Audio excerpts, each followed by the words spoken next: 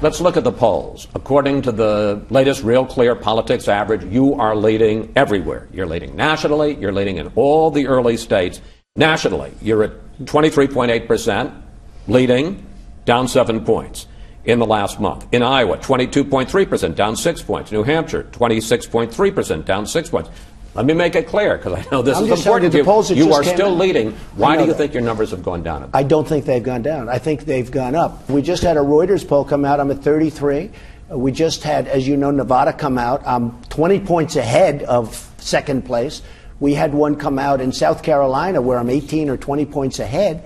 The polls have been now better than they've ever been. And what you're doing is a little bit obsolete information. But that's okay. Look, I'm leading in everything. Late this week, you forced, I think it's fair to say, you and Ben Carson forced CNBC to change the ground rules for their debate. And Carly Fiorina went after you and Carson. She said, first of all, what are they scared about standing up for 3 hours? And then she said this. They also apparently asked for prepared statements. You know, prepared statements are what politicians do. So honestly, here are two outsiders, supposedly, Donald Trump and Ben Carson. They sound a lot like politicians tonight to me. Look, first of all, she's going nowhere. You talk about dropping in the polls. She's dropped like a rock. I could stand there for 12 hours. I could stand there for 20 hours. But the people can't take it. Who wants to watch a debate for 3 hours? I couldn't watch Hillary for an hour and a half. And when I heard it was a 3-hour debate that was only done to make more money for the company, for the network, I said I'm not going to participate because I thought the CNN debate was ridiculous. It was too long, and people were turning off. Who's going to watch a debate that long? You know, it used to be 1 hour when it started. It used to also get no ratings, and both CNN and Fox broke the all-time record on cable television. So I wonder why. Do you have any idea why? I think maybe it was because of the moderators. I think so. I do. I think so. Great which brings me to the question of temperament, which I think you would agree is important. I think it's very important. In a president. Right. First of all, what's the deal with the tweets? Why are you sitting there at night watching TV and tweeting out? Well, I think it's fine. It's a great way of getting my word out. I love Twitter and tweeting, and I have, between that and Facebook, I have like 10 million followers. It's a great way. You know, now if you do something bad to me, I can tweet about Chris, and the world will be seeing it. And you have. No, and you know what? Truthfully, it's an amazing way of getting the word out. But does Mrs. Trump ever say, Donald, turn off the TV, come to bed? Oh, I don't do that much, and usually it's not too late. No, I just think it's an amazing way. You know, we're in a modern age now. We have to get with it. It's Twitter and Facebook and all of this stuff is, to me, I mean, it's for some reason, I'm probably not the youngest person using it, but for some reason it works very well. I'm, you know, setting records. In fact, for the debate, you know, I'm talking about the Democrat debate, and they use Democratic. It's really Democrat. You know that, okay? They called it wrong. It's really the Democrat. But the Democrat debate, I picked up more followers by many times than anybody else. And there were those that said I won the debate because I picked up all the followers. But no, I think it's a great modern way of getting the word out.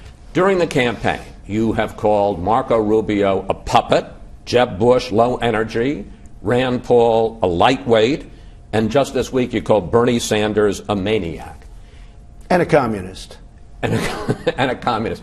Do you think that's presidential? Is that the way you would act in the White House? Look, I'm running against a lot of people, and they come out and attack me very viciously, very viciously. I mean, Perry, I thought he was a nice guy. He was always a friend of mine. He had won campaign contributions. He was always very nice. All of a sudden, boom, I hit him very hard. I hit Rand Paul very hard. Look what happened to him. I'm a counterpuncher. I don't have a choice. If you look at what they say about me, it's terrible. I mean, they say terrible things about me. Bobby Jindal, you talk about lightweights. This guy's a real lightweight. And he hit me. I don't even know this man. And he hit me because, and they're not hitting me. In fact, they're hitting me in order to try and pick up something in their polls. The thing I'm most honored about is every single person that went after me, including Jeb Bush, who's down, boom. Every single person that went after me has gone way down.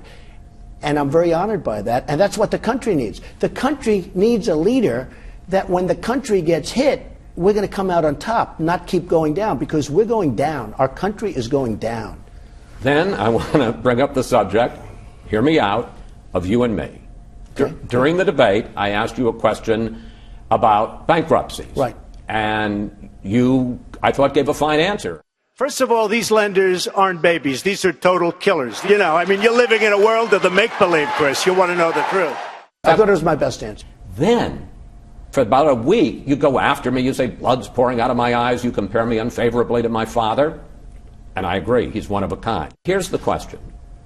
You're running for president. I mean, we talked to Chris Christie about Bridgegate. We talked to Carly Fiorina about... destroying a company. She destroyed her company. Okay, I guess the question is... No, it's not personal. Are you a little thin-skinned? No, I'm only thin-skinned when somebody says bad things that are false. For instance, if you hit me about something that's true, all right, the bankruptcy, I use that as a tool. I didn't ever file for bankruptcy. Out of hundreds and hundreds of deals, I've done it 4 times. I've used it 4 times. But it was just a question. No, I know, but the way it was phrased. The way it was phrased. I could see the eyes, okay? I don't even know what blood's coming out of my eyes. I've used it as a tool brilliantly. And it was phrased incorrectly, in my opinion, the question. And you wouldn't have asked these people about bankruptcy, but you asked me about it. And I've used it brilliantly. I asked Carly Fiorina about Hewlett-Packard. Well, that's easy. She destroyed the company, okay? That one's an easy one. So I'm not thin-skinned when something's truthful. If I did something wrong, and you said I did something, I can handle that, and if the press is bad, it's when people hit me when I didn't do anything wrong. You know, it's like, then it's not a question of thin skin. I will fight back. You say, my father covered you in a much fairer manner. So I decided to go back and look at your first profile on 60 Minutes. He talked a lot about your successes, but he also talked about the fact you were in a controversy then. The allegation was that you were trying to throw middle-class people out of a rent-controlled building so you could create condos for rich people. Here's a clip. When they call you arrogant and cruel, those tenants over there, does that get under your skin? No, because you see, I think I'm right, and when I think I'm right, nothing bothers me. First of all, well, I've been doing this for a long time. First of all, whatever happened to that nice, soft-spoken young man? I know. Was that a fair question for him to ask you? I thought it was fair because it was very controversial at the time, and I thought it was fair. Not to press my luck, but true or false, you at one point considered and tried to put homeless people in some of those apartments to force the tenants to move out. No, I talked about doing it, and I talked about doing it as a charity. That's right. We have a thing called... charity? I was thinking about doing that, and, I would have done that, and it would have been nice, and it would have been charitable. But you have wealthy people living and paying like $200 rent on Fifth Avenue or Central Park South. I think it's unfair, and it's been proven to be unfair. Finally, Hillary Clinton testifies before the House Benghazi Committee this week. What is it you would like to find out about both her role in Benghazi and about her emails? I think things will be revealed. Personally, I think that Hillary was one of the worst, if not the worst. I mean, if you look at the record, Secretary of States ever in this country. I think that's the bigger problem that she's got. I don't think Benghazi's as big a problem for her as her past and what's happened. The world blew up around her. You look at the world, it just blew up around her. Everything went bad, whether it's Libya, whether it's her tenure in Iraq, and there's been plenty of bad tenures having to do with Iraq because of the length. Things that happened during her tenure were a disaster. I think she's probably going to go down as the worst Secretary of State in the history of this country. And I think that will be what I will tell you. That will be what I will be campaigning on. Now, what's going to happen with Benghazi will be very interesting. I look forward to it. If you end up as the Republican nominee and she's the Democratic nominee, how would you take her on? I'd take her on tough. I'd just take her on a record. I'd discuss her record. I think her record is abysmal. And I would take her on her record. Mr. Trump? Thank you very much. Thank you, Chris.